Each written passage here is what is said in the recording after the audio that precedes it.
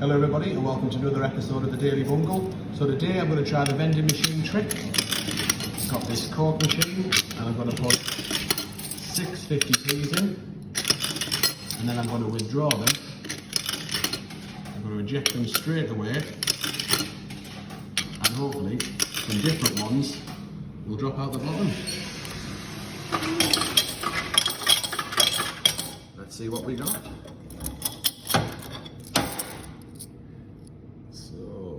2016, so we've got a Teen GB there, we've got a dictionaries, that's in 2019, so I had a look at the dates before I put them in, and I've got some different ones, which is great, so I'm going to keep going till I find a Kew Gardens.